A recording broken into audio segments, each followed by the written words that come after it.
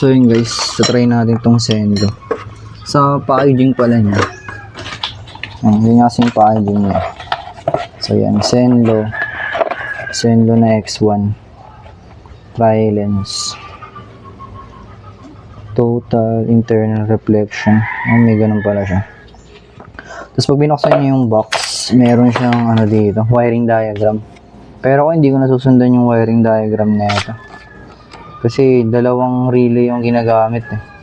Sa akin, isang relay na lang gagamitin ko dyan. Walang alamin dito sa wirings niya kung saan dito yung negative. Tsaka kung para saan tong mga ibang kulay. For example, itong red. Sa high ba to? Or itong yellow, sa low. So, gano'n. Sa pagkakatanda ko kasi, ito yung negative niyan. Negative, tapos low, high. Tapos ito ata yung sabay na. Pero hindi ko na gagamitin yung sabay na kasi dalawang switch yung gagamitin ko. So high, low. So pwede ko rin pagsabay ng pag-open.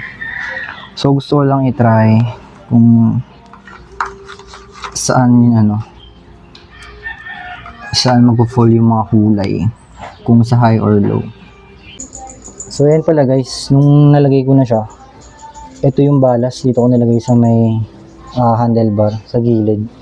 Sinecure na lang natin ng zip tie. Yan. Tapos, nilagyan ko siya ng tape, yung parang cloth na tape. Alam mo itong yung tawag eh. Diretso pababa. Yan. So, yan. Ito siya.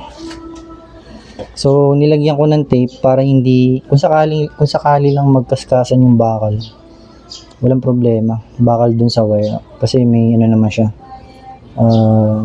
Protective na, na parang tape. Okay. So kahit magkaskas yan. Problema kasi kapag nagkaroon ng balat yan, baka mag-short.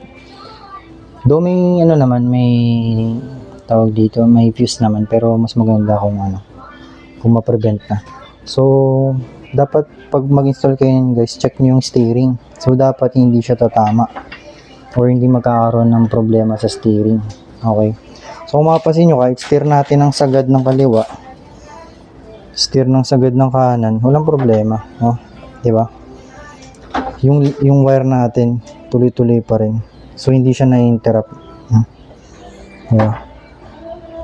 So, yan yung ginawa nating style. Tapos dito ko na lang nilagay yung balas para yung balas kapag lumiliko ka, hindi rin siya nagagalaw-galaw kasi nakapit siya sa handlebar. So, ang gumagalaw na lang yung wire papunta dun sa dalawang MDL. So ito siya. So secure na yan guys. Di ba? So yun. Testing natin. Binuksan. Yun yung yun yung low. Tapos ito naman yung high. Ayan, high. Pag pinagsabay pwede rin. Angat mo lang to. Sabay na yun. Yun siya. Yes. Ayos.